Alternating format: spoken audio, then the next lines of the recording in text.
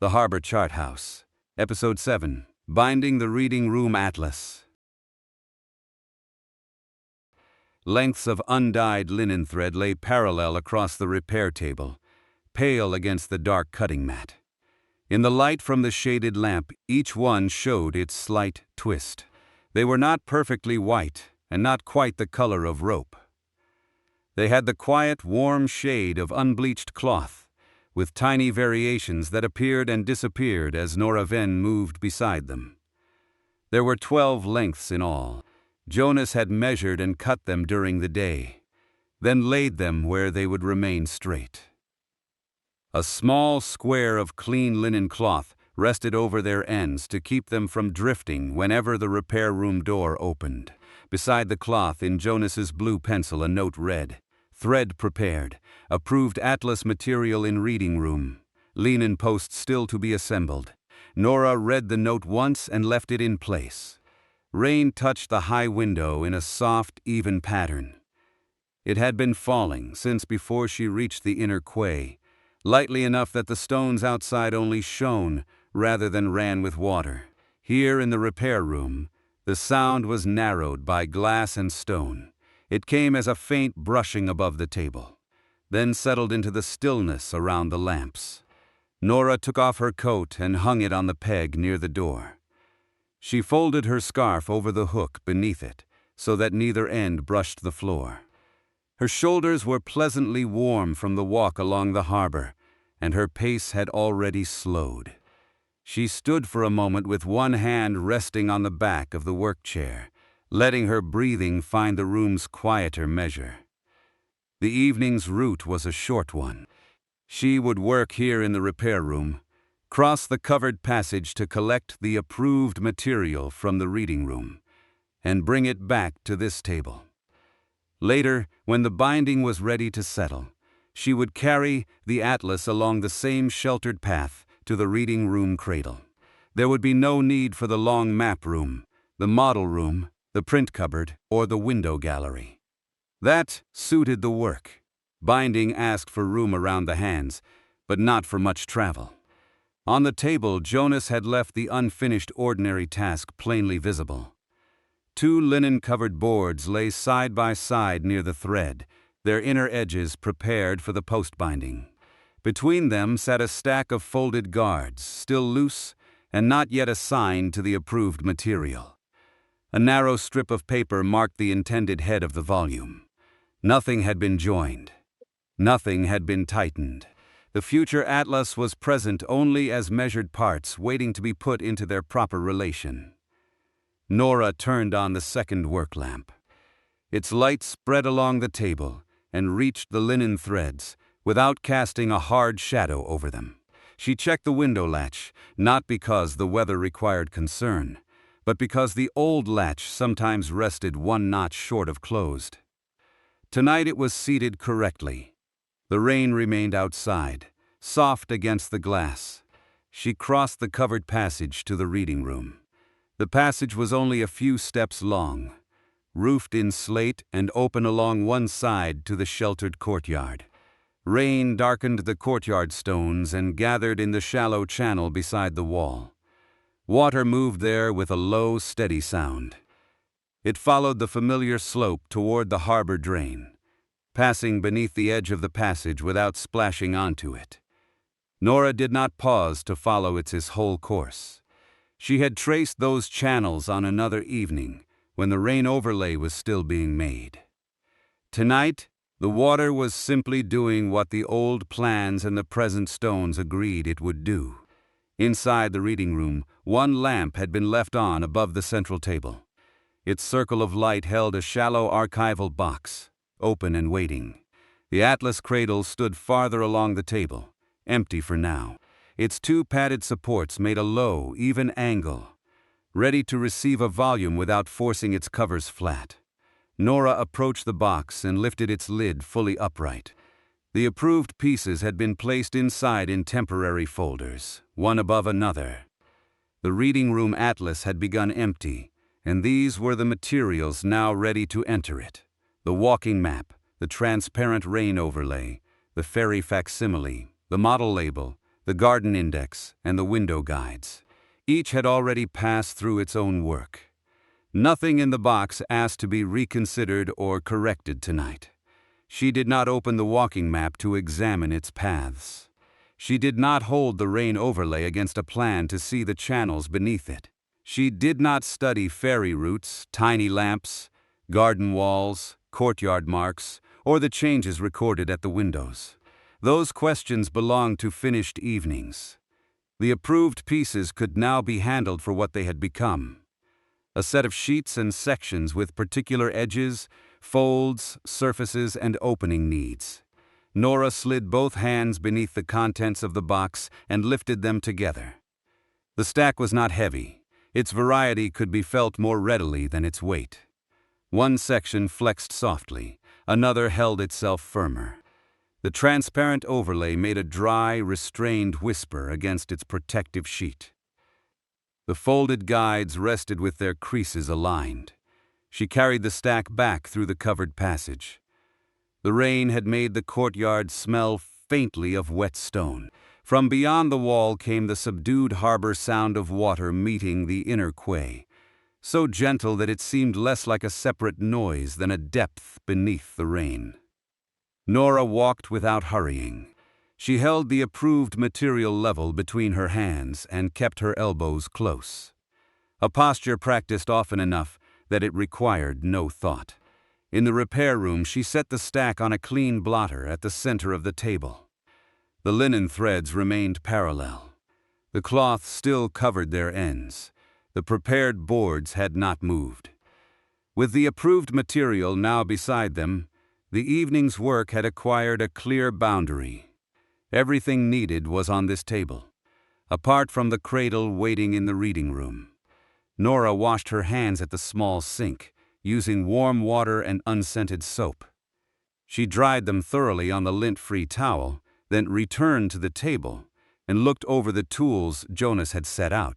There was a steel ruler, an awl in its cork rest, a blunt needle, a small pair of thread snips, a folding weight, 2 smooth pressing boards, and a jar containing linen posts cut to equal width. A square of beeswax stood in a shallow dish, though she would decide later whether the thread needed it. Near the ruler lay her bone folder, the one inherited from her former workshop. Its surface had grown satin smooth through years of use. One end was rounded, the other tapered just enough to define a fold without cutting into paper. She picked it up and turned it once in her hand. The familiar balance settled her fingers. The bone folder belonged naturally among newer tools, because it had never been kept for display. It bore a faint, shallow mark near the rounded end and a warmer color where her thumb most often rested. Tonight, it would help shape the guards that allowed the varied atlas pieces to open without strain. Nora placed it beside the loose stack of folded guards. Before beginning, she made room for the sequence itself. She moved the prepared boards to the upper edge of the table and shifted the jar of linen posts nearer the lamps. Then she placed 6 clean slips of waste paper in a row. These were not labels for the finished atlas. They were only temporary places, broad enough to support an edge, while she considered thickness and fold. One by one, she transferred the approved pieces from the blotter. The walking map went first onto a slip near her left hand. She supported it beneath its folder and kept the repaired area free of pressure.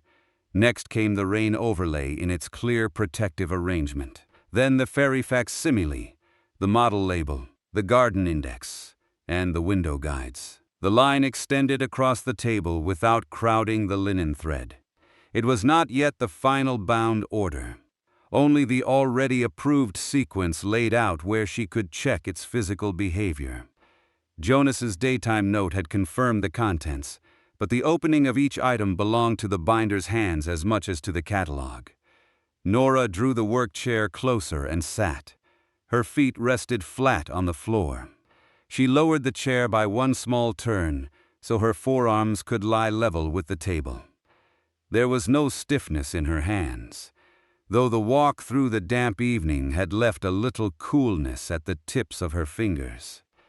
She opened and closed them once, then rested her palms lightly on the blotter until warmth returned.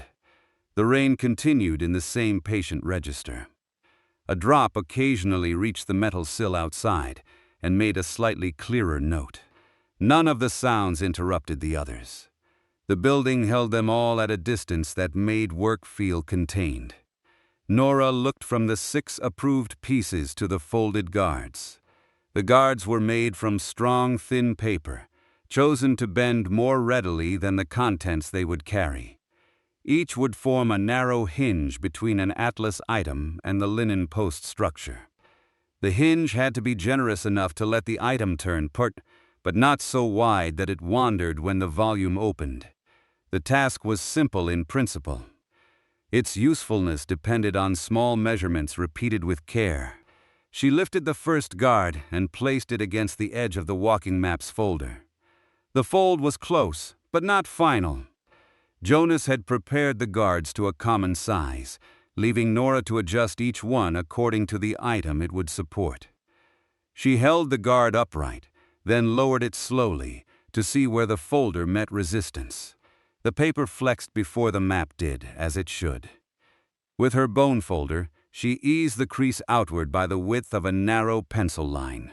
The tool moved from the center toward one end, then from the center toward the other. The guard settled flatter on the table. Its fold was now crisp without being sharp. That was the first visible change of the evening, modest and reversible. One guard no longer belonged to the general stack. It had begun to fit one approved piece. Nora set it beside the walking map, still unattached. She did the same initial check with the rain overlay, but did not press its fold yet. The overlay and its protective sheet required a little more space than the map folder. She marked the difference on the temporary waste slip in blue pencil borrowed from Jonas's tray, a short line and a number that would be discarded once the fit was settled. The fairy facsimile opened easily on its own fold. The model label, smaller than the others, would need a support leaf so that its outer edge sat securely within the atlas dimensions. But the support had already been approved and weighted beneath it. The garden index lay broad and calm when opened. The window guides, grouped as one section, carried several folds and would need their guard positioned so those folds could move in sequence rather than all at once. Nora did not solve each fit yet. She was only learning how the materials occupied space together.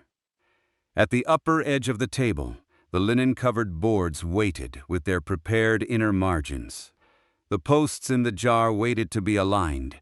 The threads waited to pass through them. All of that would come after the sections had been collated and their guards properly folded. A glass of water stood on the repair room side shelf, where Jonas had placed it well away from the paper before Nora's arrival.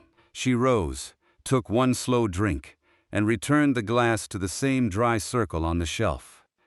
When she sat again, her body had reached the pace she wanted for the night.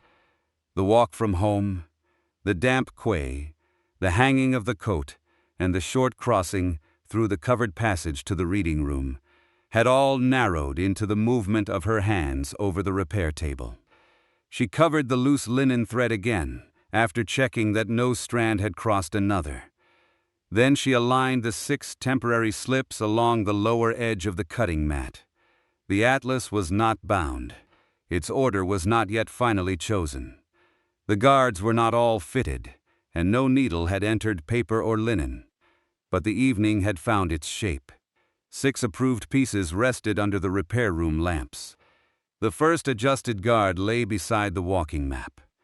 The reading room cradle waited across the covered passage, and the rain kept a soft boundary around the 2 rooms Nora would use. She placed the bone folder parallel to the ruler, rounded end toward her right hand, and drew the next loose guard into the clear space before her. Nora placed the second loose guard against the rain overlay's protective sheet. The extra space she had marked was slight, no more than the width needed for the overlay and its support to turn together without rubbing at the fold. She set the steel ruler beside the blue pencil mark, checked the measurement once, and moved the ruler away. Then she opened the guard, laid it flat on the blotter, and used the rounded end of her bone folder to ease the crease into its new position. She worked from the center outward. One stroke traveled toward the head of the guard, another toward the foot. The thin paper accepted the adjustment without buckling. When Nora lifted it, the old fold had relaxed into the broader one, leaving a hinge with a little more room. She returned the guard to the rain overlay and tested it again. This time the protective sheet rose before the overlay itself needed to bend. Nora supported the outer edge with 2 fingers and opened it only as far as it would naturally travel. There was no pull at the inner margin. When she lowered it, the guard folded neatly beneath it. She set the fitted guard on its temporary slip beside the overlay. 2 loose guards had now become 2 particular guards. Their differences were small enough that someone glancing across the table might not have noticed them. But Nora could see the broader fold beside the transparent material, and the narrower, firmer hinge beside the walking map. She drew the fairy facsimile toward her. Its approved fold opened easily, just as it had during her first check. The paper had enough body to hold a gentle curve above the blotter, and its inner edge was even. Nora slid a fresh guard beneath it, aligning the head and foot before checking the foredge against the atlas boards waiting farther up the table. The facsimile sat well within their dimensions. It needed no extension and no trimming. She held the guard and section together between the pads of her fingers, lifted them a few inches, and let the facsimile open across her left hand. The guard bent first. The facsimile followed without strain. Nora lowered both pieces and adjusted the guard by less than she had adjusted the others. A single pass of the bone folder was enough to settle the crease. She placed a small folding weight over it while the paper rested. The weight was a plain rectangular block, covered beneath with smooth cloth. It did not press heavily. Its purpose was simply to keep the new fold from lifting while Nora worked on the next section. She moved to the model label. The label itself was smaller than the atlas page. Its approved support leaf extended around it, providing the full inner margin that the binding required. Nora touched only the support, keeping her fingers away from the label's surface. She checked that the label remained seated in its established position, then laid the support leaf against one of the prepared guards. Because the support was a single leaf rather than a folded section, its movement was especially clear. If the guard was too narrow, the support would press inward as it opened. If it was too broad, the leaf would shift before turning. Nora held the inner edge steady and raised the support slowly. At first, the hinge traveled well. Near the middle of the opening, however, the head of the support lifted a fraction earlier than the foot. Nora closed it and tried once more, watching the narrow line where guard and support met. The fold was even. The temporary alignment was not. She shifted the support downward by a few millimeters until equal space showed at head and foot. Then she raised it again. This time the outer edge traveled in one calm line, with neither corner leading. Nora made a tiny blue pencil mark on the waist slip beneath it. The mark indicated placement only. Nothing was written on the support leaf, the label, or the guard. She folded the guard around the edge, pressed the crease gently with the broad side of the bone folder, and opened the support once more. It lay flat when closed and moved freely when raised. Satisfied with the fit, she returned it to its slip. Across the table, the approved materials still followed the sequence Jonas had listed. Walking map, rain overlay, fairy facsimile, model label, garden index, and window guides. Nora had no need to read their contents to confirm them. Their folders, support sheets, and familiar formats were enough. Even so, she verified the order carefully. She took Jonas's blue pencil note from beside the linen thread and set it above the row. With one finger, she followed the short list from top to bottom, touching the empty space before each item rather than touching the item itself. Walking map, her finger rested on the slip before the repaired folder. Rain overlay. The clear edge caught the lamplight farther along. Fairy facsimile. The folding weight still rested over its guard. Model label. Its support leaf lay aligned beneath it. Garden index. The broad section weighted unopened. Window guides. Their grouped folds formed the final approved section. All 6 were present. Nothing had been added and nothing was absent. Nora returned the note to its place near the thread, preserving Jonas's arrangement. She lifted the folding weight from the fairy guard. The adjusted crease remained flat. She set the weight beside the ruler and drew the garden index into the open workspace. The index was wider than the model label support and more flexible than the fairy facsimile. When Nora opened it, she supported the center, so its own weight did not pull against the fold. The paper settled across the blotter in a broad span. She did not read the indexed entries. Tonight their value lay in the approved sheet as a whole, and in the way that sheet would behave inside the volume. Nora placed a guard at its inner edge and tested the turn. The first fold opened comfortably, but when the section approached a wider angle, its outer half came close to the table before the hinge had fully moved. In the finished atlas, the padded cradle would support that opening, yet the guard still needed enough freedom to prevent the inner fold from carrying the section's weight. She chose a slightly wider guard from the loose stack. Jonas had folded all the guards to a common starting measure, but the margins left on either side allowed several adjustments. Nora compared the new guard with the first one and found that its paper grain yielded more readily along the fold. That would suit the broad index. She set the first guard back with the unassigned stack. Nothing about it had been altered. The second she opened beneath the steel ruler, measuring the width of its hinge from head to foot. She made no pencil line on the guard. Instead, she held the ruler as a boundary and brought the paper up against its edge. The tapered end of her bone folder entered the fold without cutting into it. Nora drew the tool lightly along the crease, then turned the guard over and repeated the motion from the other side. The hinge became smooth and consistent. She placed it beneath the garden index and opened the section again. The guard rose. The inner margin followed. The broad paper traveled outward and came to rest without tightening at the center. Nora slipped one finger beneath the fold to feel whether any part of it had been forced flat. There was room for the paper to keep its natural curve. She closed the section and watched the guard return beneath it. Its edges stayed aligned. The visible change was clearer here than with the smaller pieces. The guard now formed a narrow, flexible step beneath the index, giving the broad sheet space to move while allowing it to rest level when closed. Nora laid the fitted pair on its temporary slip. Only the window guides remained unchecked. She brought the grouped section closer without separating its approved parts.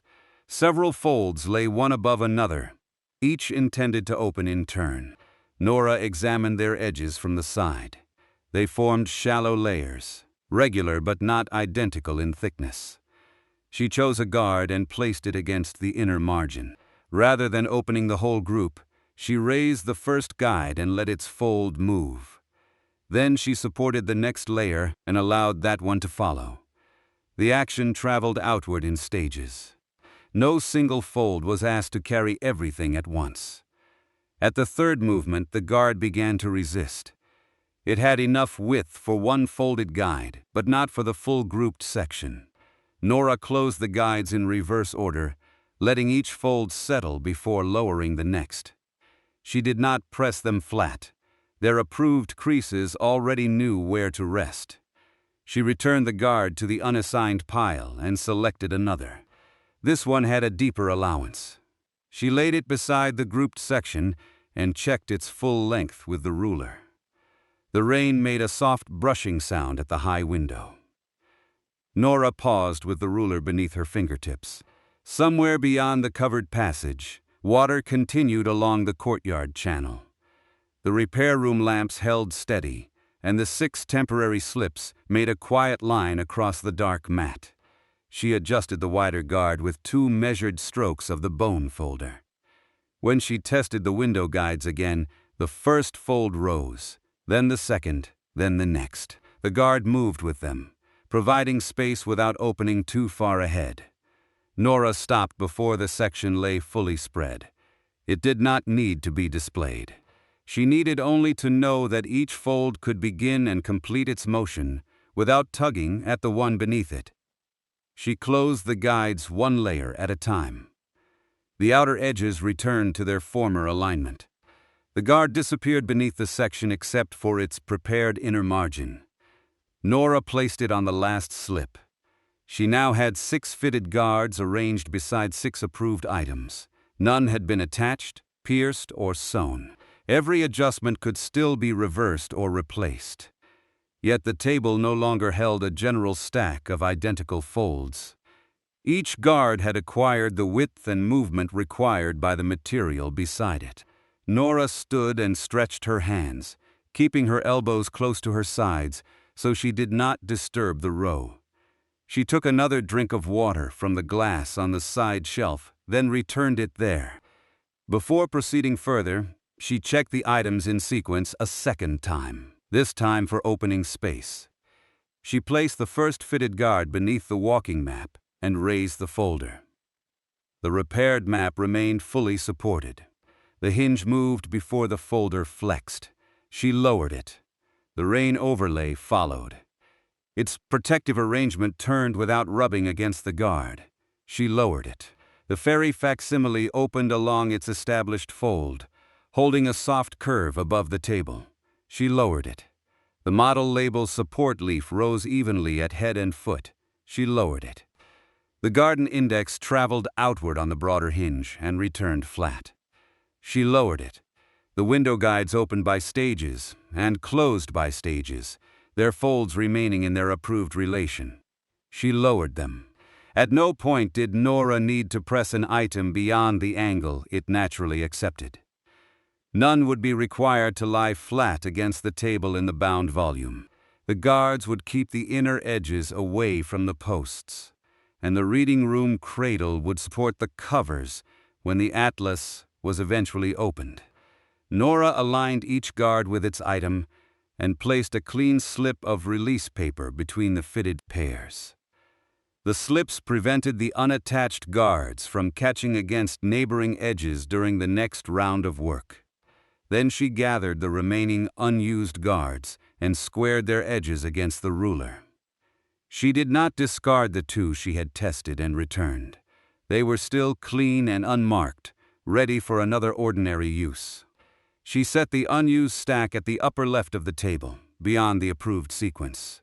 The working space had grown more orderly. On one side lay the 6 atlas items with their individually fitted guards. Above them waited the 2 linen-covered boards. Near the lamps stood the jar of equal linen posts. The awl remained in its cork rest, and the blunt needle had not yet been threaded. Beneath the small square of cloth, the 12 lengths of undyed linen thread were still straight and parallel. Nora moved the bone folder beside the final fitted guard. Its rounded end carried no dust or color. She wiped it once with the clean linen cloth, using a dry corner, then folded the cloth back over the thread ends. The evening had advanced by a measured distance. The approved sequence had been verified without reopening any earlier question. 6 guards now matched 6 different kinds of material, and each item could turn without strain. Nothing was yet bound. The posts were still loose, the boards still separate, and the thread still waiting. Nora sat again, placed both hands lightly on either side of the ordered row, and looked along the alternating thicknesses under the repair room lamps. With every section supported and every fold moving freely, the materials were ready for the closer work of arrangement. Nora looked along the alternating thicknesses under the repair room lamps. At first she attended only to the physical differences she had already measured. The walking map rested within its repaired folder. The rain overlay showed a clear edge against its protective sheet. The fairy facsimile held a soft folded rise. The model label sat within its support leaf. The garden index formed a broad section, and the grouped window guides made several shallow layers at the end of the row. Each piece had its fitted guard beside it. Each could open without strain. The question before Nora was no longer whether the approved material belonged in the atlas. That had already been settled. She needed only to understand how the sections would feel when one followed another. She lifted the walking map with its guard and placed it in the center of the clear blotter. The folder opened on the adjusted hinge. Nora supported the repaired map beneath its outer edge and raised the cover just far enough to see how a reader's hand would enter the volume. The sheet presented the harbor from above. Paths crossed the paper in their measured relation to quay, wall, and building. She did not trace them or inspect the repair again. She simply noticed the posture the map invited. A reader looking at it would lean slightly over the atlas. The page asked the eye to travel across a surface, following a route as though the harbor had been made small enough to rest beneath one hand. Nora closed the folder and returned it to its temporary slip. She brought the rain overlay forward next. Its guard opened with the extra allowance she had given it. The transparent sheet lifted before the material beneath it needed to flex. The old harbor plan was not present, and Nora did not need it. Even by itself, the overlay retained the arrangement of channels it had been made to clarify. Water had been considered from above, where it entered, how it crossed the paving, and where it continued toward the drain. It invited the same broad downward view as the walking map, though in a lighter form. The eye moved over relations and crossings rather than standing at any single point. Nora lowered the overlay carefully. She had expected those first two pieces to sit comfortably together. Both described movement across the harbor's surfaces. Their fitted guards differed, but their manner of being read was related. The fairy facsimile came after them in Jonas's approved list. Nora removed the folding weight from the open workspace and set the facsimile there. She raised its first fold without spreading the whole sheet. The section opened toward her, and its familiar arrangement appeared in the restrained way she had already checked. This route, too, could be followed from above. The ferry's passage lay across water as a line held in relation to landing places. A reader could look down and understand where the ordinary crossing began, where it passed, and where it ended. Nora did not follow the route to either shore. She closed the facsimile along its established fold and rested her palm briefly beside it. Walking map, rain overlay, ferry facsimile. 3 approved pieces, 3 ways of seeing movement from above. She looked at the remaining row. The model label was much smaller. Its support leaf gave it the dimensions required by the atlas. But the label itself retained the scale and character of something meant to be read beside an object. It did not spread a route across a whole sheet.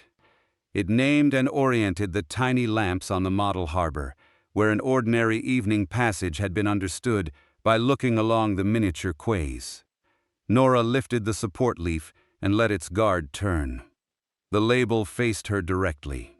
It asked for a different posture.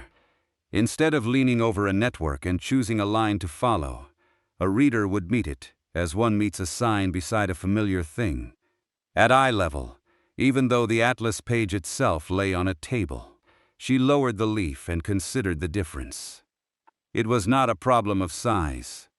The model label was smaller than the maps, but its scale alone did not account for the change. The label belonged to a view experienced from a position. Lamps seen in sequence, one after another, along an ordinary route. The garden index followed. Nora opened the broad section only to its comfortable angle. She did not read through its entries. The index had already been approved, and its purpose did not need to be established again. Yet its arrangement brought walls, entrances, courtyards, and garden passages into the order in which people encountered them. Some of those relations could be represented on a plan. Still, the index was shaped by movement at ground level. One came to a wall, passed a gate, crossed a court, or turned beside a planted edge. The harbor was no longer reduced to a whole surface beneath the eye. It rose around the person moving through it. Nora closed the section and let the broad guard settle beneath it. Last came the window guides. She raised the first fold, then the second. Each guide belonged to a view taken from a particular window. The harbor was seen outward from the chart house, not downward as a complete arrangement. Roof lines met the window frame. Walls rose or disappeared according to where one stood. Familiar changes could be compared because the position of the viewer remained understood. The folds opened by stages, just as they had during the fitting. With each movement, the viewpoint stayed near the person looking. Nora stopped before the whole group spread. She had seen enough. She closed the guides in reverse order, allowing each fold to rest before lowering the next. Their edges returned to alignment, and the wider guard disappeared beneath the grouped section. The room remained quiet around the row. Rain brushed the high window. Water continued along the courtyard channel beyond the covered passage. The repair room lamps made small, warm reflections on the steel ruler and left the linen-covered boards matte and calm at the upper edge of the table. Nora set her hands in her lap for a moment. The approved sequence Jonas had listed divided naturally into two groups. The first three pieces showed routes from above. Walking map, rain overlay, ferry facsimile. The next three brought the harbor back toward the height of ordinary experience. Model label, garden index, window guides. It was a sensible order. Nothing in it was mistaken. Yet when Nora imagined turning the finished pages, she felt the change between the two groups as a single broad step. A reader would spend the first half looking down over the harbor, then spend the second half looking outward from within it. The pieces would remain clear, but the atlas might feel as though it had two separate manners of reading. She looked again at the 6 temporary slips. The discovery was not hidden in any document. No maker had placed a private pattern among the pages. It arose only because the approved materials now shared one table and could be considered as a volume. Routes seen from above, routes experienced at eye level. Nora brought the walking map and model label a little closer together, without overlapping them. The contrast was immediate and gentle. The walking map opened the harbor as a surface. The model label brought the reader beside the lamps of the miniature route. One widened the view, the other placed it. Together they made an easy change of scale. She returned the model label to its slip. Then she paired the rain overlay in her mind with the garden index. The overlay followed water over paving and along channels, a pattern observed from above. The garden index followed the walls and passages people met while moving through the same cared-for harbor ground. Again, the relation was not one of repeated subject matter. It was a change in viewpoint. Finally, the ferry facsimile and window guides. The ferry route crossed the sheltered water as a line. The guides looked out across that water from established windows. One showed how movement could be drawn. The other showed how the harbor appeared to someone standing still. Nora's gaze traveled back along the row, walking map, model label, rain overlay, garden index, ferry facsimile, window guides. The materials could alternate between the broad view and the situated one. A reader would look down, then outward, down, then outward, across a route, then from a familiar place. The rhythm would keep the varied formats from gathering into two heavy groups. It would also distribute the thinner and thicker sections more evenly through the volume. That last point belonged to the binding as much as to browsing. Nora rose and moved to the side of the table, so she could see the edges at a shallow angle. The rain overlay and fairy facsimile, if placed together, created a slightly firmer run near the front. The garden index and window guides, grouped near the back, built a broader rise there. None of those differences would prevent binding. The linen posts and guards were designed to accommodate them. Still, alternating the sections would let the changes in thickness occur gradually. She did not rearrange them yet.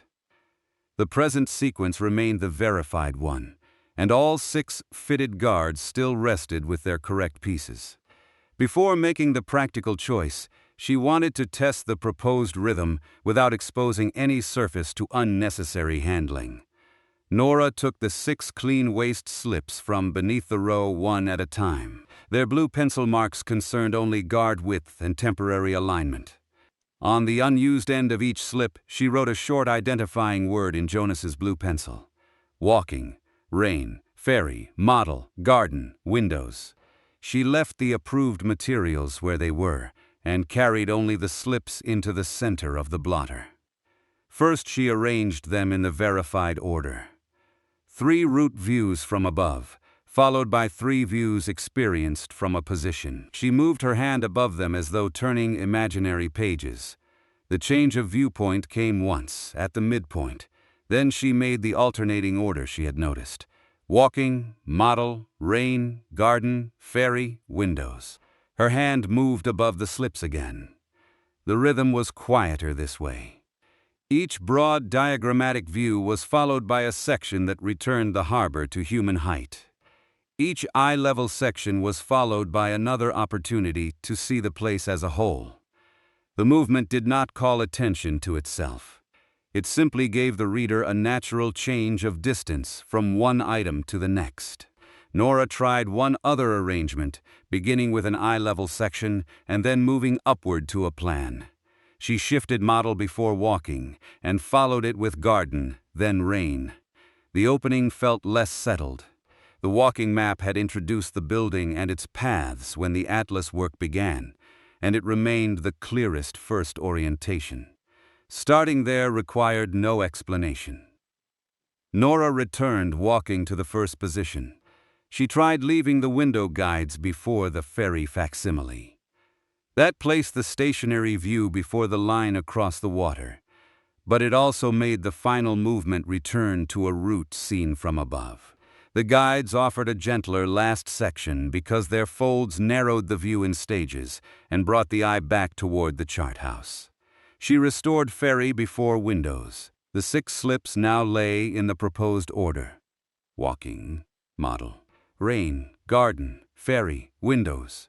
Nora read the words once, not as a recap of their contents, but as a check against the approved set. All 6 remained present. No new document had entered the sequence. No earlier work had changed. Only the relation between the sections was being considered. She placed the slips in a vertical stack and tapped their lower edges lightly against the blotter. Then she spread them once more in the same order. At the far side of the table, the actual materials remained undisturbed. Their guards waited beside them, already fitted to their individual thicknesses and folds.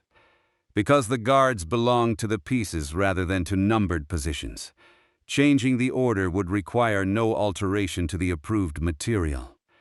The arrangement remained fully reversible until the sewing began. Nora returned to her chair.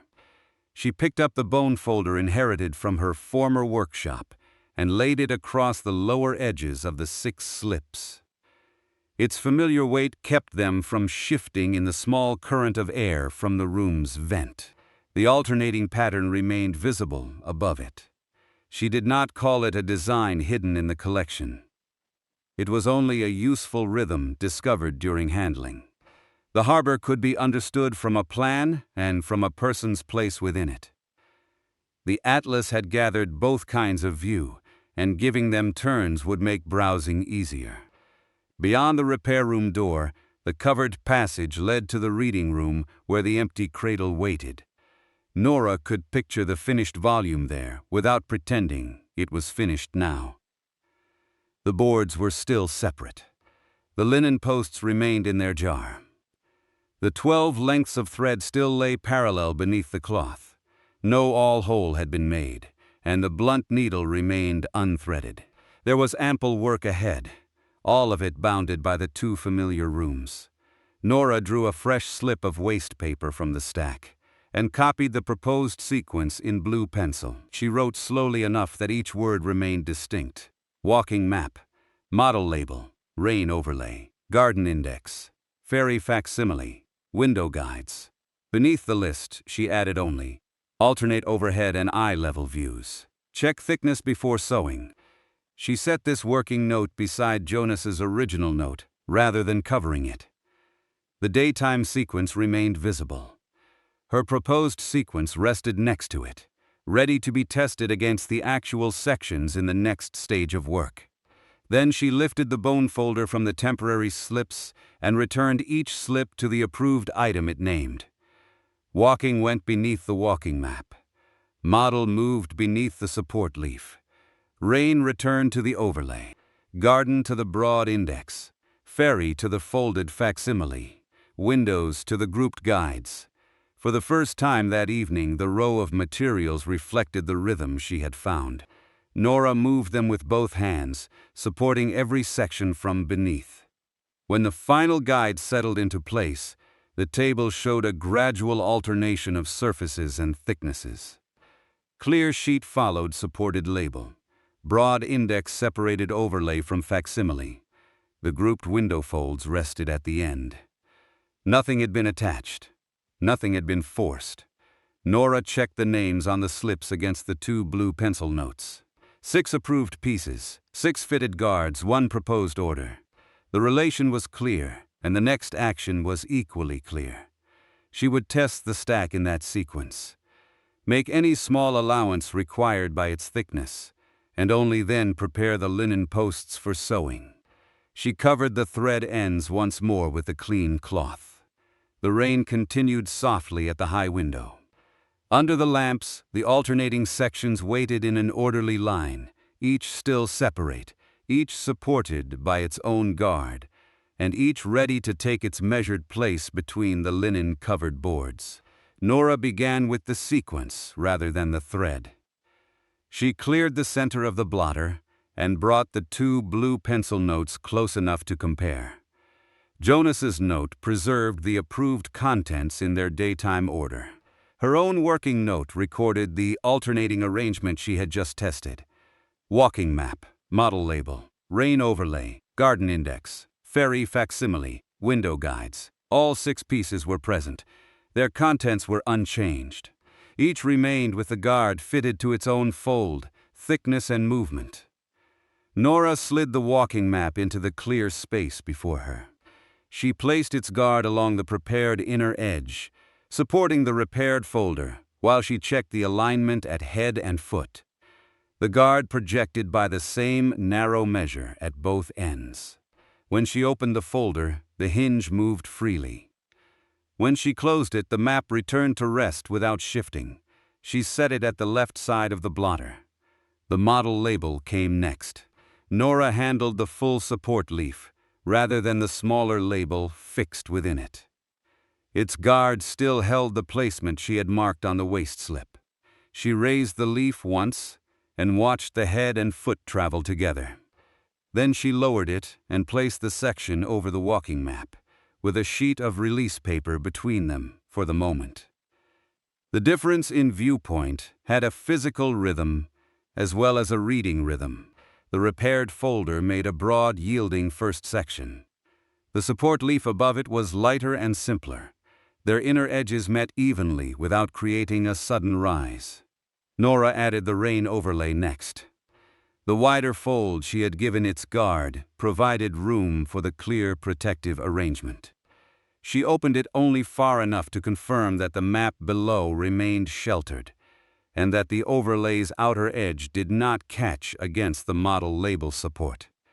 The transparent sheet made its restrained whisper, then settled.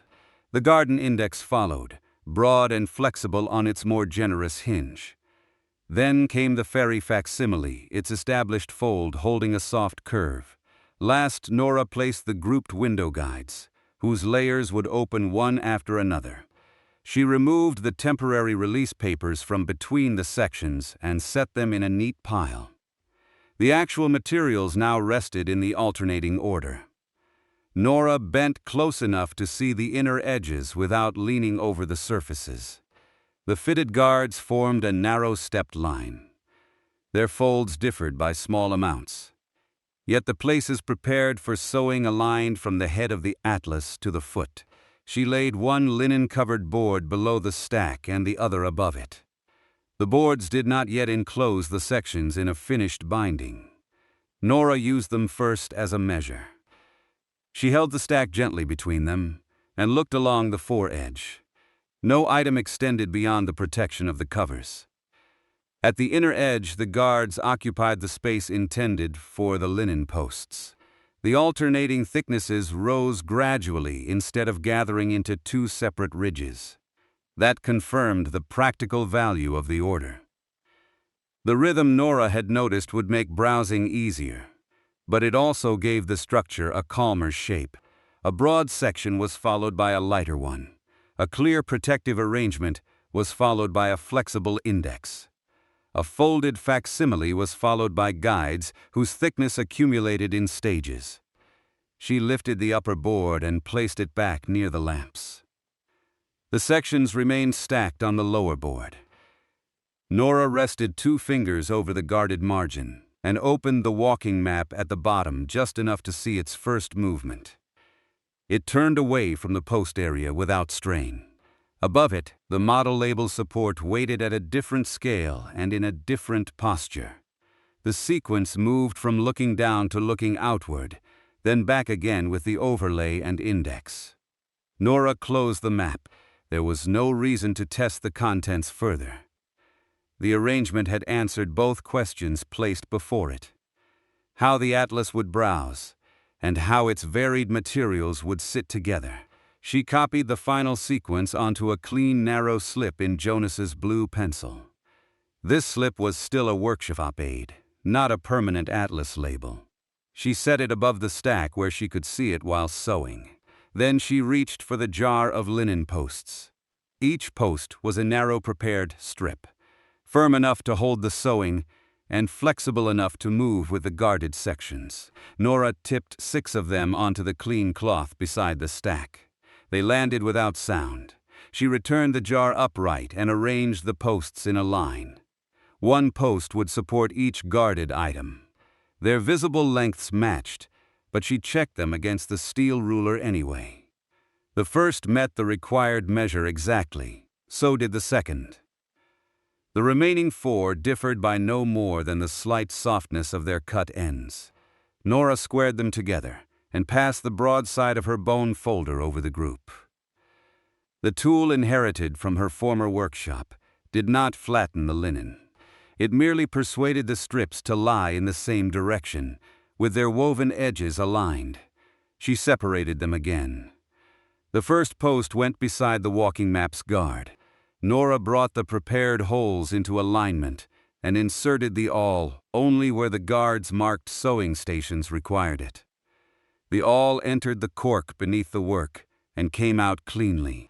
She made each opening with a small turn of her wrist, then returned the awl to its cork rest. The visible change was precise. The first guard and its linen post now shared a row of aligned openings. She repeated the action for the model label support. Then the rain overlay, whose wider hinge remained clear of the sewing line. Then the garden index. Then the fairy facsimile. Then the window guides. Nora kept each fitted pair together as she worked. She did not pierce the approved maps, label, index, facsimile, or guides themselves. The sewing belonged to the prepared guards and linen posts. Their purpose was to carry the binding so the documents did not have to. When all 6 pairs were ready, she covered the approved surfaces with clean sheets and uncovered the 12 lengths of undyed linen thread. They remained parallel beneath the cloth. Nora lifted one strand by its end. It carried a slight memory of the table but no knot or crossing. She ran it between her fingers, feeling the twist. The thread was smooth enough that it did not require much wax. She drew it once across the corner of the beeswax, then once through the linen cloth to remove any excess. The strand became a little more obedient without looking coated. She threaded the blunt needle. The eye accepted the linen on the second careful pass. Nora drew through a working length and left the tail loose. No knot would sit against the paper. The fastening would be made within the linen structure, where it could be reached again if the atlas ever needed to be taken apart. She began with the walking map. The first needle passage entered the post, crossed the guard at its prepared station, and returned through the next opening. Nora drew the thread until it lay against the linen, then stopped before tightening. She placed one finger over the stitch and tested the guard's movement. It opened. She drew the thread a little closer. The stitch settled into the weave without biting into it. Nora continued down the row, keeping the pull even. Each passage joined the guard to the post, while leaving the hinge free to bend beyond the sewing line. At the final station, she turned the work and came back through the alternating openings. The return made a simple, balanced line. There was no decoration in it. The thread's usefulness was visible in the way it held the post and guard together without gathering either one. Nora secured the ends within the linen and trimmed only the excess. The walking map now had a sewn post. She opened the folder once more. The post remained still while the guard moved. The repaired map did not feel the pull of the stitch. Nora placed the finished section on the lower board and drew the model label toward her. Its support leaf required fewer adjustments because the fitted guard already held it evenly. She waxed a second length of thread with the same single pass, threaded the blunt needle, and began. In and back. Across the prepared opening. Along the linen post. Her hands moved without hurry. The dark window above the table reflected a muted shape of the lamps, broken now and then by the rain. Beyond the repair room door, water continued through the courtyard channel. The sound did not mark time so much as smooth it. When the second post was sewn, Nora laid the model label section over the walking map. The alternating order had begun to acquire structure. She worked on the rain overlay next. Because its guard was broader, she checked the free hinge after every second stitch. The transparent material stayed beneath its clean cover, while Nora handled only the inner margin. Each time she raised the guard, the protective arrangement followed without rubbing. The garden index came after it. Its linen thread made an even pale line against the post. Nora kept the tension light at first, then passed back along the stitches and tightened them in small stages. She did not pull from the end and force all the slack toward one point. She worked from the center outward, then from the center toward the other end, allowing the linen to settle uniformly. The post lay flat.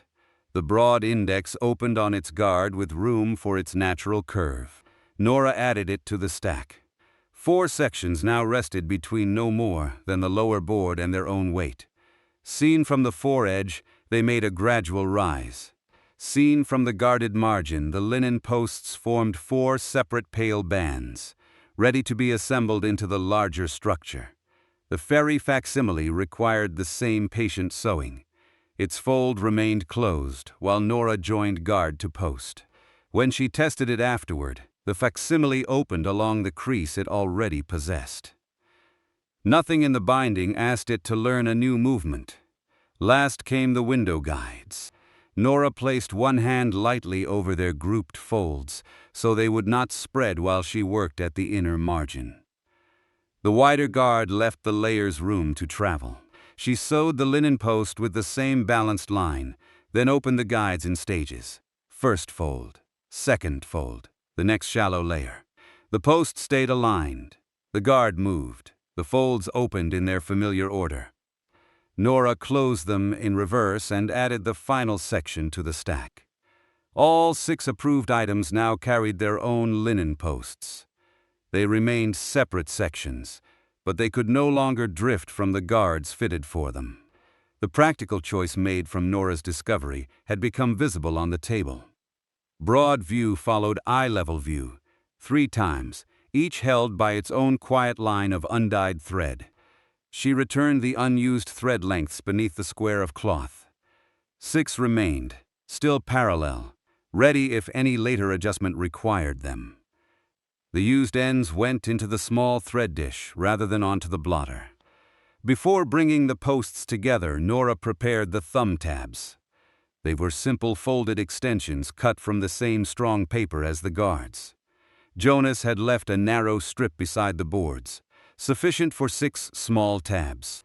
Nora measured equal widths and used the bone folder to define each fold. She did not write new titles on them. The tabs needed only to offer a gentle place for the thumb and to show the changing sections along the foredge. Their positions would alternate down the page edge. Just as the viewpoints alternated through the volume, Nora placed the first tab near the upper part of the walking map's support edge. The second sat slightly lower on the model label leaf. The rain overlays tab returned upward by a measured step, and the garden index followed below it. The fairy facsimile and window guides completed the same quiet pattern. She attached each tab only to its approved support, folder, or protective arrangement, never to the original surface. The joins were reversible and narrow. After placing one, she folded it around the edge and pressed it beneath the linen cloth with the rounded end of her bone folder. 6 small projections appeared along the foredge. They were modest enough not to interrupt the closed line of the atlas. When Nora passed her thumb lightly down them, however, the sections could be distinguished without lifting one page after another. A higher tab led to a view from above. The next, set lower, led to an eye-level view. The motion repeated through the volume. She tested the first pair. The walking map opened from its upper tab. Nora closed it. The model label opened from the lower tab. She closed that too. The change of posture was easy to feel even without studying the material. One section spread into a broad orientation. The next presented a situated guide. The tabs made the rhythm available to the hand. Nora tested the remaining 4 in the same restrained way. No tab pulled against a guard. None extended beyond the protection of the linen-covered boards when the stack was squared. She placed the upper board over the sections and aligned it with the lower one. The inner margins remained open. The individual linen posts could be seen between the boards, 6 pale strips in their chosen order. Nora drew them into alignment with the ruler, touching only their outermost edges. Then she passed a fresh length of linen thread beneath the first prepared channel of the lower board. This thread would gather the posts into the binding. She did not tighten it all at once. Nora guided it around the first post, then the second, keeping a finger's breadth of ease, while the remaining sections found their position. The third post joined the line, then the 4th, 5th, and 6th. At the upper board, the thread entered its prepared channel and returned through the structure. The boards and sections now belonged to one loose assembly. Nora lifted the upper cover a little. The walking map's guard turned. The post remained supported. She lowered the cover and drew the gathering thread closer by a small amount. Then she tested the model label. Then the rain overlay. At each stage, she balanced firmness against movement. A binding that looked neat but resisted opening would not serve the reading room. A binding left too loose would allow the sections to shift. The useful place lay between, where the posts held an even line, and the guards still performed their work. Nora tightened from the middle outward. She drew a little slack from the 3rd post, then the 4th. She returned to the 2nd, then the 5th. The 1st and 6th came last. The linen settled gradually. distributing the pull across the prepared structure. The spine narrowed into a regular shape. She repeated the process at the second gathering channel. Again, she began with ease, passed through every prepared place, and tightened in small stages. The upper and lower boards came into alignment, without squeezing the varied sections between them. When Nora opened the atlas a few degrees, the new spine flexed as one line. She did not call the binding complete. The linen still needed time to settle. The guards would be checked again after the structure had rested, and the final tension belonged to the next round of handling. For now, the sewing held, the sections opened, and the alternating order remained clear. Nora closed the upper board. Along the foredge, 6 thumb tabs formed a small, measured pattern. At the inner edge, the linen posts stood evenly between the covers. Nothing had been added to the approved contents, and nothing within them had changed. She laid the clean linen cloth over the closed assembly, leaving the spine visible. Then she placed the bone folder beside it and returned the blunt needle to its tray. The awl went back into its cork rest. The beeswax returned to the shallow dish. The unused thread remained straight beneath its square of cloth. Rain moved softly over the high window. On the table, the atlas rested within its linen-covered boards for the first time. Its sections were sewn but not yet given their final settling pressure. Its pale spine held an even, adjustable line, ready for Nora's next careful check before the short journey to the reading room. Nora left the closed atlas beneath the clean linen cloth for several minutes. She did not move away from the repair table. The waiting was part of the work. Linen thread changed slightly after the hands released it, giving back any tension that had been held only by the last pull. Guards that had been opened and closed many times during fitting also needed a little time to return to their ordinary resting shape. Rain moved softly over the high window. The sound had grown finer, as though the drops were smaller now, though they still came steadily enough to blur the dark glass. In the covered passage, the courtyard channel carried a narrow run of water toward the harbor drain. Nora sat with her hands resting loosely in her lap. The evening's question had been answered at the repair table. The approved materials did not need to remain in 2 separate groups. First the roots seen from above, and then the roots experienced at eye level. Alternating them gave the atlas an easier rhythm.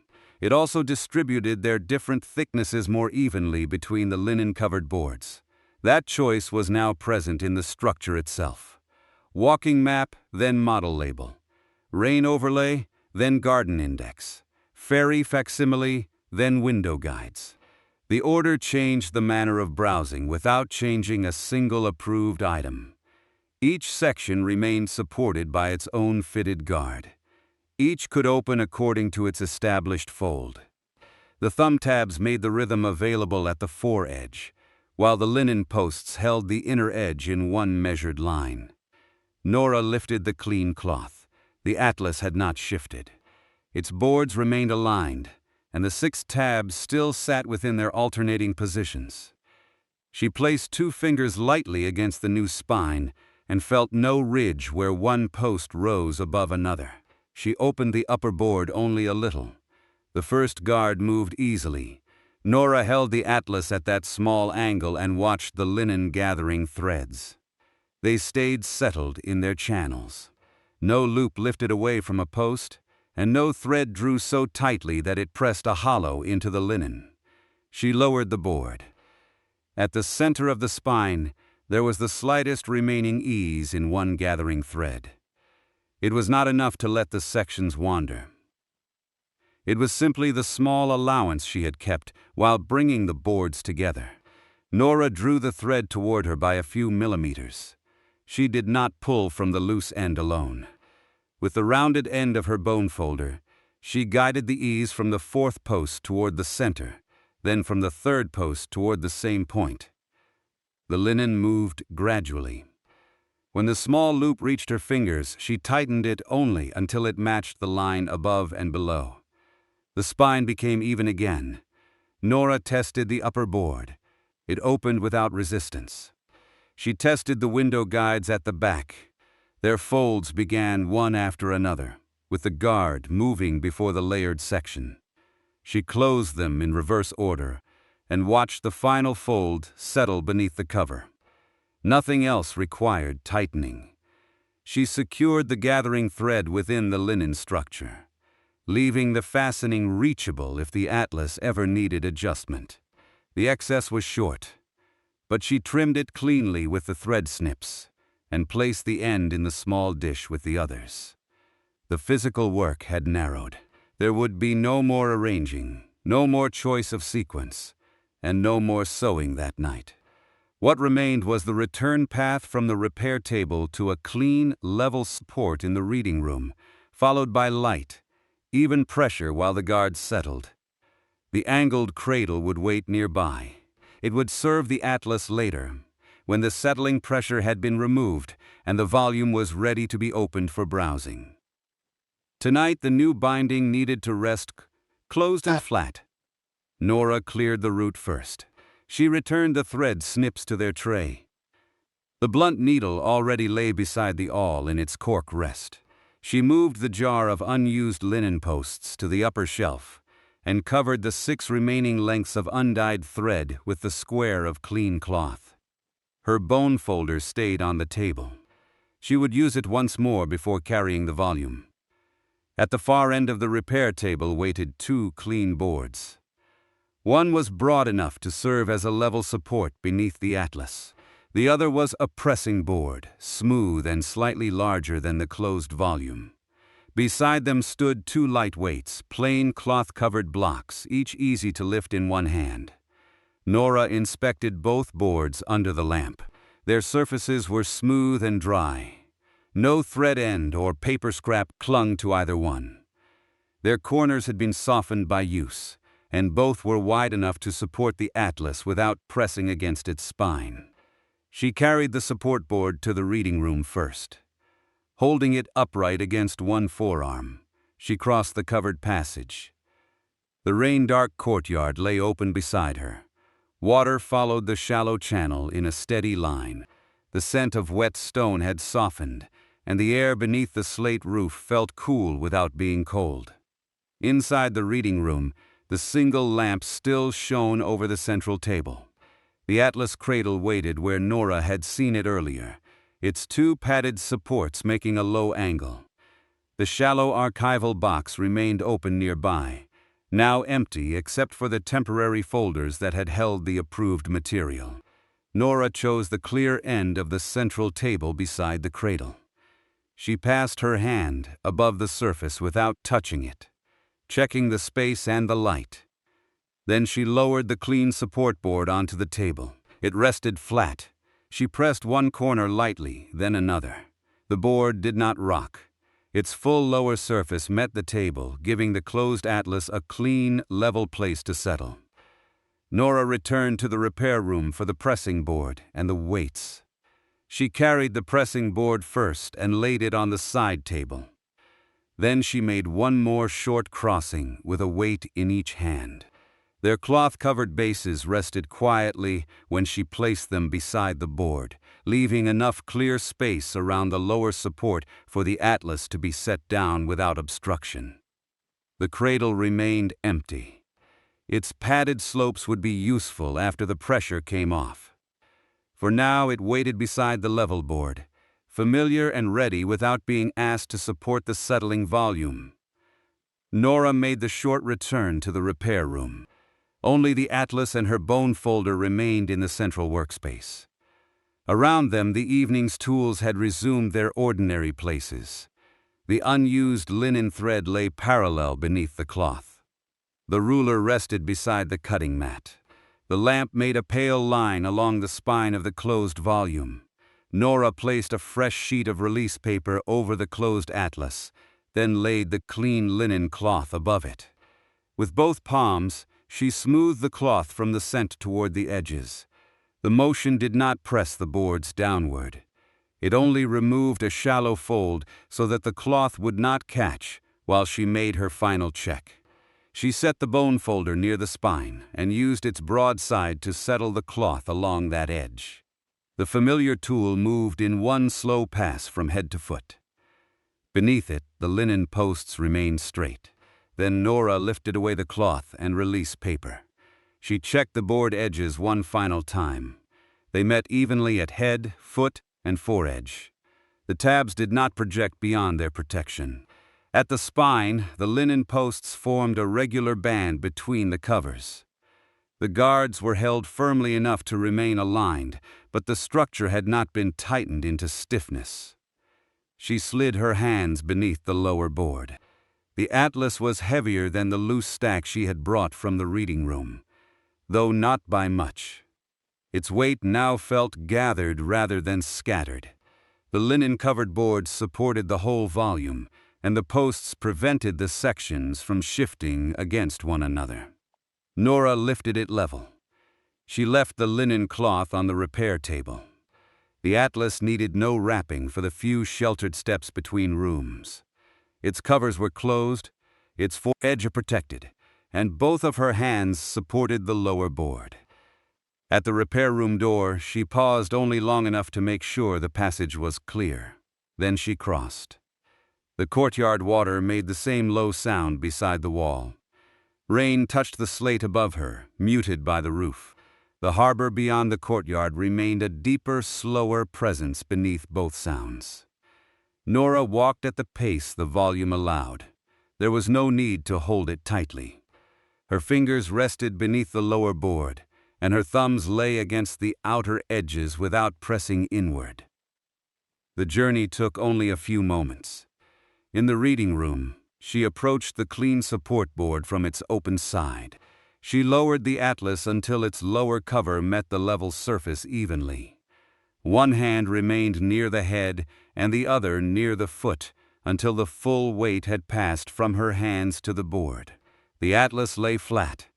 Nora adjusted it by less than a finger's width, centering it so that the support extended equally around the head, foot, and foredge. The spine stayed within the board's protection without touching anything at its outer edge. The volume had reached its resting place for the night. The reading room was not yet arranged for morning visitors. The archival box remained open. The central lamp was still set for evening work. No guide had been placed beside the cradle, and no chair had been drawn forward. Those tasks belonged to another shift. Tonight, the level support served only for settling. The cradle beside it would remain empty until the light pressure was removed, and the atlas was ready to be opened. Nora laid a fresh sheet of release paper over the upper cover. She smoothed it once with the flat of her hand, moving from the center outward. The paper extended beyond the atlas on every side, forming a clean barrier between the linen-covered board and the pressing board above it. Nora lifted the pressing board from the side table. She held it level with both hands and lowered it onto the release paper. It met the closed atlas evenly, without sliding. Its surface covered the volume and spread its own slight weight across the upper board. Nora placed the first light weight near the head of the pressing board. The second went near the foot. She positioned them at equal distances from the center, neither one close to the spine, and neither one near enough to an outer edge to make the board tilt. Then she stood back and looked along the table. The support beneath the atlas was level.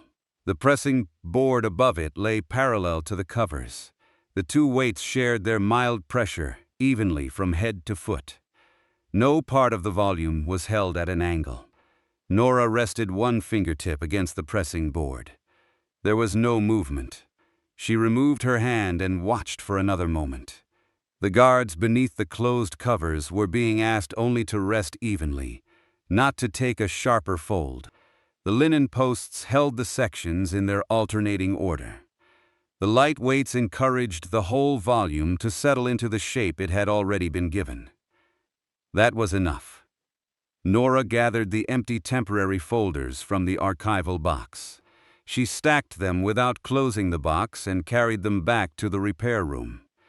They would return to storage later. but they no longer needed to remain around the atlas. On the repair table, she placed Jonas's original blue pencil note above her working note. The first confirmed the approved material. The second recorded the sequence used for binding. Nora drew one short blue pencil line beneath the final item on her list. She added no description of the contents and no new question. The physical order in the reading room was clear. She left both notes together at the edge of the blotter. Her bone folder still lay beside the ruler. Nora wiped it with the clean linen cloth, using the same dry corner as before. Then she placed it in its shallow tray. The tool inherited from her former workshop had fitted guards, settled folds, guided thread, and smoothed the cloth beside the new spine. Its work for the evening was finished. Nora turned off the second repair lamp. The room grew softer, leaving the shaded lamp above the table. She did not make a circuit of the chart house. The long map room, model room, print cupboard, and window gallery remained outside the evening's route. Everything needed had moved between the repair room and reading room, and the path between them had already narrowed to a few familiar steps. She crossed the covered passage once more. In the reading room, the atlas rested flat between the clean support board below and the release paper and pressing board above. The two light weights remained evenly placed. Nothing about the arrangement invited opening. The thumb tabs were hidden safely within the covers. At the inner edge, the linen spine could still be seen as a pale, regular line. Nora checked only what was already before her. The lower board remained steady on the table. The atlas stayed centered upon it. The release paper showed smooth around the edges, and the pressing board had not shifted. One weight stood near the head and the other near the foot, their positions balanced across the closed volume. The empty cradle waited beside them. It needed no adjustment. Later, after the pressure had been removed, it would support the atlas at a shallow angle for display and browsing. Tonight, its stillness helped mark the boundary between the work that had been done and the room preparations still to come. Nora lowered the reading room lamp by one step. The circle of light contracted around the level board, the closed volume, and the two weights. Beyond it, the tables and chairs receded into quiet dimness. The rain at the windows sounded softer here than in the repair room, muted by the curtains and the deeper proportions of the room. Nora did not prepare anything for readers. She did not remove the weights, open the cover, move the atlas to the cradle, or turn to the walking map. The volume had reached the place intended for its undisturbed rest, but it still needed time beneath the mild, even pressure before the final check. Morning readiness could wait for the next evening. For now, the answer lay in the closed volume. Roots seen from above alternated with roots met at eye level. Broad sheets and lighter supports rested in an even progression. Each approved piece remained unchanged, yet the atlas could now carry a reader gently between ways of knowing the ordinary harbor. Nora stood beside the central table until the arrangement no longer seemed newly placed. Then she stepped back. The return path ended at the level support beside the waiting cradle. Rain remained beyond the windows and along the covered passage. The release paper lay smooth over the closed volume.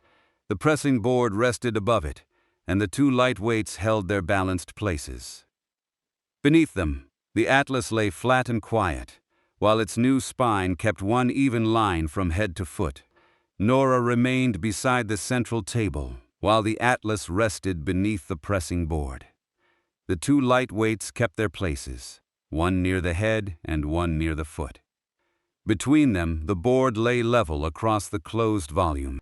Beneath the atlas, the clean support board lay flat on the table, extending evenly around the covers. Nothing in the arrangement needed to be hurried.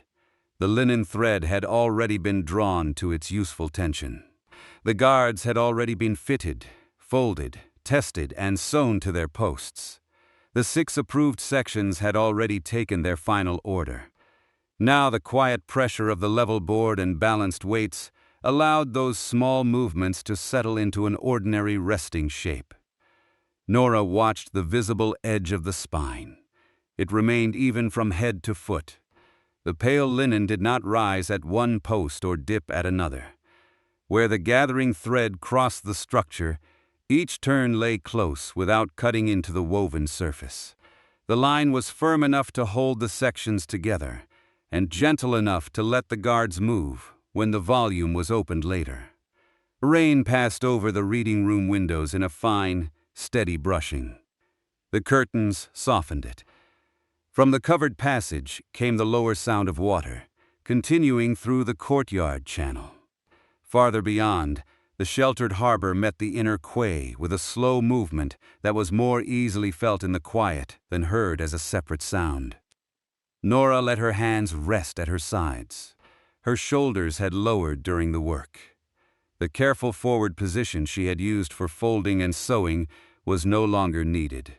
She stood upright now, balanced comfortably on both feet, with no reason to lean over the table. The atlas could rest without her touch. She took one slow step toward the end of the table and looked along the pressing board from that angle. The first weight sat squarely on its cloth-covered base. The second matched it at the other end. Neither had shifted toward the spine. The board remained level, sharing its mild pressure across the closed volume. The atlas lay flat on the support board beneath it. No tab extended beyond the covers. No guard showed at the foredge. Nora returned to the middle of the table. There was no new adjustment to make. The small remaining ease in the gathering thread had already been guided towards the center and taken up evenly in the repair room. The covers had stayed aligned through the short crossing. The guards were resting under the light pressure intended for them. Nora placed 2 fingertips on the edge of the pressing board. She did not push. She felt only for steadiness. The board remained still. She lifted her fingers away. The thumb tabs waited inside the covers, hidden by the board and the gentle pressure above it. Their alternating positions would be useful when the atlas was opened, but there was no need to touch them now. Nora stood quietly until the impulse to check once more had passed. Experienced hands knew the difference between attention and interference. During fitting, every small resistance had asked for observation. During sewing, every length of thread had asked for balanced tension. During settling, the useful action was mostly to leave the work alone. The rain made that easy. Its sound filled the outer edges of the reading room without drawing Nora toward the windows. The harbor needed no inspection. The courtyard channel followed its familiar slope. The covered passage remained dry beneath its slate roof. The 2 rooms of the evening held everything that belonged to the work. Nora turned her head toward the passage. Across it, the repair room lamp still gave a shaded glow. The central table there was no longer crowded with separate sections. The awl rested in its cork support. The needle and snips had returned to their tray. The bone folder lay in its shallow tray beside the ruler, wiped clean after its last pass along the linen. 6 unused lengths of undyed thread remained parallel beneath the square of cloth. Nora did not go back to count them. She had already covered them and seen that they lay straight. The thread used in the atlas was here before her, holding the posts in one regular spine. The thread left on the repair table could remain where it was. The reading room light was soft enough for rest, and clear enough for the final view of the binding. Its warm circle ended near the edges of the central table. Beyond that circle, the room's familiar furniture stayed quiet in shadow. The reading room had not been prepared for visitors. No chair had been brought forward. The atlas had not been opened for browsing. The light weights still stood on the pressing board, and the clean release paper remained between the board and the linen-covered volume. Those conditions were exactly right for this part of the evening. Morning arrangements belonged to another shift. Tonight, The volume needed only to remain closed. Nora followed the outline of the atlas with her eyes. The upper cover beneath the release paper was smooth and level. Its linen covering held the same quiet tone as the prepared boards had shown on the repair table, though now the two covers enclosed a single gathered structure. At the inner edge, the posts made a narrow spine rather than 6 separate strips. That was the final completion state of the evening. The atlas was bound. The statement required no ceremony. It described a useful physical fact. The approved sections were collated, guarded, sewn, tabbed, and held between their linen-covered covers. They could no longer drift apart on temporary slips. They had become one volume, still reversible in its construction, and still able to open without strain. Nora let the fact settle as quietly as the guards beneath the board. She did not imagine the atlas full of readers or picture the room in the morning. She did not reopen its first cover to prove the order of the sections. The regular spine and the balanced covers were enough. A finer run of rain crossed the window. For a few moments, the sound seemed to draw nearer, then softened again. The change remained outside the glass. Within the reading room, nothing moved except the small shadows made by rain passing through the lamplight.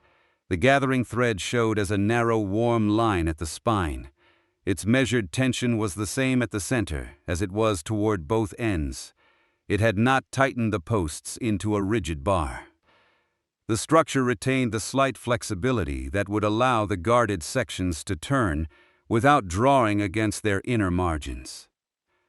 Nora did not perform those movements again. She had already watched each section open at the repair table, first before sewing and then after the posts were joined. The resting atlas carried the results of those checks. What had needed space had been given space. What had needed support had been given support. Nothing beneath the pressing board required a further demonstration. She drew no more blue pencil lines. Jonas's note and her working note remained together in the repair room. One confirmed the approved material. The other recorded the final order used for the binding. Nothing else needed to be added tonight. The reading room lamp gave the pressing board a pale edge and left the cloth-covered weights softly rounded at their corners. There was no gleam from the atlas itself. The release paper and board protected its upper cover from direct light, while the spine showed as one narrow line beside them. Nora stepped back until she no longer stood within the lamp's central circle. From there, the arrangement became simpler. A table, a level support, a closed volume under a clean board, 2 light weights, a new spine resting evenly between the covers. The details of measuring and folding withdrew into the finished shape. The awl holes, the return stitches, the adjusted guards, and the small movements of thread were all still present, but none demanded separate attention. They worked together quietly. Nora's breathing matched the room. In the repair room, she had moved from item to item, from guard to ruler, from linen post to needle. Here there was no sequence left to advance. The return path had ended. The atlas lay flat on its support board, and the only continuing action was the gradual settling of paper, linen, and thread beneath a light, balanced pressure. She waited without counting the minutes. Rain continued beyond the curtains, and water continued through the courtyard channel. The harbor sound remained low beneath both. None of it asked Nora to leave the reading room or begin another circuit. One short passage led back to the repair room. Beyond it, the other rooms of the chart house remained unused. Nora knew them well enough now that their absence from the evening did not make the building feel incomplete. The long map room, model room, print cupboard, and window gallery did not need to be visited whenever work ended. Tonight's work had belonged to 2 tables, 2 lamps, and the few sheltered steps between them. The chart house could hold quiet rooms without requiring them to be checked. Nora stayed near the central table. Her hands remained empty. The careful work of the evening had passed out of them and into the structure before her. The linen posts held the sections. The guards held their useful folds. The covers protected the foredge. The pressing board spread the mild pressure of the weights across the flat volume. Beneath it, the guards were settling into the folds she had given them. Those folds were not sharp restraints. They were spaces shaped for movement, broad where the material needed breadth and narrow where a simpler leaf could turn with less allowance. Her bone folder had done its part, and now rested across the passage. The tool inherited from her former workshop had become smooth through years of such ordinary work. Tonight it had eased creases, aligned linen posts, guided the last small loop of thread, and settled linen without marking it. Nora did not need to hold it again. Its familiar shape could remain in the tray until another task called for it. The room grew quieter as she stopped listening for separate sounds. Rain and channel water blended into one soft outer layer. The harbor beneath them seemed to breathe slowly against the quay. Inside, the linen paper, boards, cloth, and weights kept their positions. Nora lowered her gaze to the closed atlas. Its lower cover rested evenly on the support board. The clean release paper lay smooth over the upper cover. Above that, the pressing board remained parallel to the table. The light weights encouraged the guarded sections to settle together without forcing a sharper fold into any of them. The atlas was held, but not trapped. It was closed, but ready to open later. It was complete, but not displayed. Nora allowed herself one small nod. There was no further tightening to perform. No guard required refolding. No section needed to be removed or shifted. The alternating order had distributed the thicknesses as she intended. Broad view followed eye-level view and returned to the broad view again, while the structure carried those changes without a heavy rise at either end. The rhythm was inside the closed volume now. It did not need to be explained beside the table. It would be available later in the placement of the tabs and in the easy turning of one supported section after another. For this evening, it was enough that every piece had taken its measured place. The shaded lamp held the resting arrangement in a calm pool of light. The pressing board made a simple pale plane above the closed volume. One weight rested near each end. Beneath them, the linen spine ran straight and quiet. The atlas no longer looked like an unfinished stack. It also did not call attention to its completion. It rested as a well-made working volume should rest, supported and protected, with its structure visible only where that structure served the pages within. Across the covered passage, the shaded repair lamp continued to glow. Nora could see no reason to cross to it again. The tools there were already clean. The unused thread was covered. The two blue pencil notes lay together at the edge of the blotter, where Jonas could find them without searching. The repair table held no open section and no loose atlas cover. The glow simply marked the other end of the short route she had used all evening. Nora stood with her weight balanced comfortably between both feet. The forward bend of sewing had left no ache, only the pleasant sense that her hands had been exact for a long while and could now be still. She loosened her fingers once, then let them rest again at her sides. No new movement appeared beneath the pressing board. The pressure remained balanced. The atlas stayed centered. Its lower cover continued to meet the flat support board evenly. The clean release paper remained smooth beneath the level board. Nora lowered the reading room lamp by its final evening step. The board and weights remained visible within a smaller circle. The rest of the room receded gently. Rain-moot windows, quiet tables, and the covered passage formed a soft boundary around the work. She stayed beside the atlas while her eyes adjusted. The pale line of the spine remained visible. The linen carried the warm tone of the thread that had lain across the repair table at the beginning of the evening. What had begun as separate parallel lengths now held separate posts in one regular structure. 6 unused strands remained across the passage, and the used thread rested here in its ordinary purpose. The board cast a low shadow toward the spine without covering it. The 2 weights no longer seemed like separate objects needing placement. They had become part of the resting arrangement, mild and still, sharing their pressure through the level board. Nothing pressed unevenly on the guarded folds. Nothing drew the spine out of line. Nora watched only long enough to take in the whole state once. The atlas was centered. The pressing board lay level. One light weight rested near the head, and the other near the foot. The closed volume lay flat on its clean support. Its linen spine held an even line. That single observation was enough. Nora let her gaze soften. The next shift could begin from this stable state. The guards would have rested evenly. The light pressure could be removed when the room was prepared. Nothing had been left loose, and nothing required watching through the night.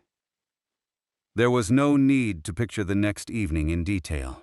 The reading room would wait with its familiar tables and curtains. The repair room would wait with the ruler, awl, needle, snips, bone folder, and remaining thread.